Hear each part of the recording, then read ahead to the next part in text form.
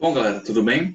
Nessa segunda parte da aula, como a gente está fazendo toda vez que tem uma resolução de questões, a gente vai resolver alguns dos exercícios contextualizados, certo? Algumas questões, nesse caso, elas repetem algumas coisas dos exercícios rituais, mas a gente vai resolver tudo e vai ser bem tranquilo, beleza? Vamos começar? Bom, a sexta questão diz o seguinte: atualmente, grande parte dos países africanos é islâmica. Durante o século VII, eu às vezes confundo os números do romano, mas é no século VII, quando ocorreu a expansão da fé islâmica, os africanos vêm seguindo essa religião. Entretanto, a África antiga era marcada em sua religiosidade pelo item A, monoteísmo? Não, eles não eram monoteístas. Item B, judaísmo? Não, não eram. E item C, budismo? Não, budismo é Oriente, assim como o item E, shintoísmo, que também é muito mais relacionado ao Oriente. A resposta correta nessa questão é o item D, politeísmo. Como a gente viu, o reino de Kush, nos darsamitas, tipo, a maior parte deles, nas suas religiões próprias, né, eram muito ligados ao politeísmo, que, como vocês sabem, é a crença da existência de vários deuses, né? É a crença da existência de vários deuses. No caso dos Kushitas, como a gente falou, esses deuses é relacionados a divindades da natureza, né? Fenômenos da natureza, no caso. E esse tipo de crença é uma parada que era bastante comum, tipo, nas religiosidades dos povos, não só da África, né, mas de todo mundo nesse período, certo? Então, a resposta correta da sexta é o item D, politeísmo, beleza? Questão 7 vai dizer o seguinte: no Brasil, durante o século XVI até meados do século XVII, a riqueza estava concentrada nas lavouras de açúcar do Nordeste. Já, enfim, no século XVII e no século XVIII, concentrou-se na região Sudeste por causa da exploração do ouro. Assim, podemos perceber que antigamente os centros comerciais mudavam de acordo com o principal produto adotado por eles. Quando a cidade de Napata era a capital, a riqueza do Rio de Cuxi era marcada pelo ouro? Não. Deus que cada cidadão seguia? Não. Número de escravos? Também não. Quantidade de casas? Não.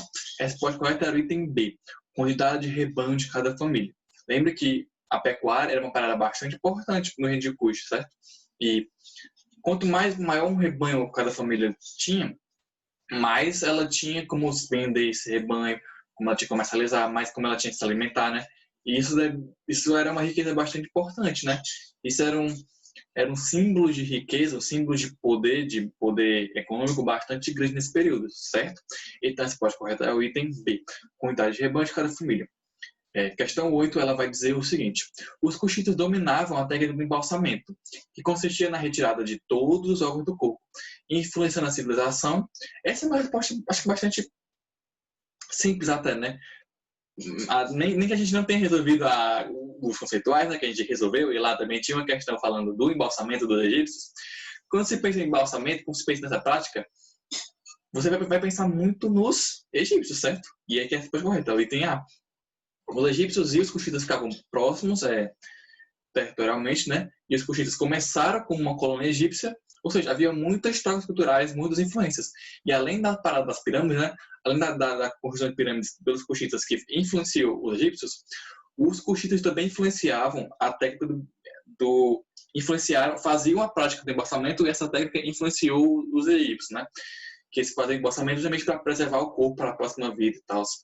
Então, a resposta correta é o item A, egípcio. Questão 9 diz o seguinte: o reino de Kush foi o berço em que se desenvolveram importantes civilizações e culturas. Teve papel de determinante como elo cultural entre povos do Mediterrâneo e aquele da África subsaariana. Entre as suas características, destacam-se o modo como o rei era eleito e o papel da mulher na política. A afirmação verdadeira.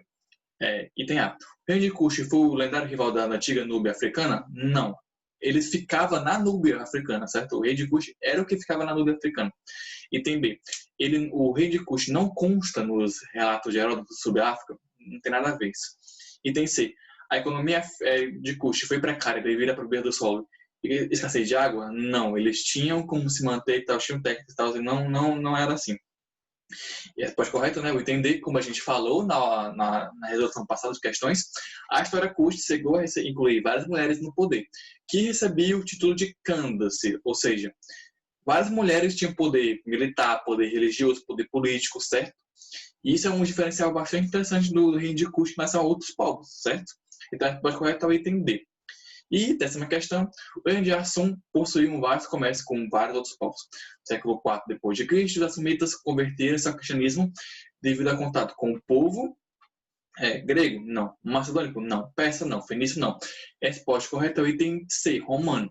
Lembre-se de que o cristianismo ele surgiu no Império Romano, né? Em um território que estava controlado pelo Império Romano, e ele vai se disseminar, ele vai se expandir justamente pelo Império Romano. E todo mundo que fazia comércio com o Império Romano, ou que era dominado pelo Império Romano, ele vai se influenciar por isso quando o Império Romano começa justamente a seguir isso, né? A se influenciar pela fé cristã.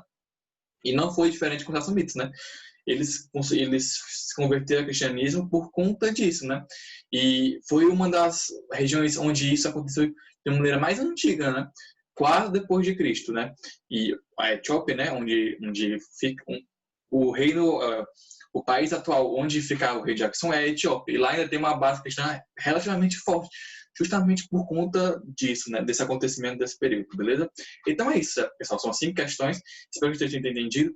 Espero que estejam bem, espero que estejam entendido um pouco absorvido. Algumas questões sobre a África, né, sobre algumas diferenças desses povos, algumas ações, como esses povos tinham suas vivências, tinham sua cultura, tinham suas práticas, certo? Que são muito interessantes, são muito diversificados. E é isso, pessoal. A gente se vê semana que vem, a gente se fala, conversa semana que vem. E bons estudos para vocês e até lá. Valeu!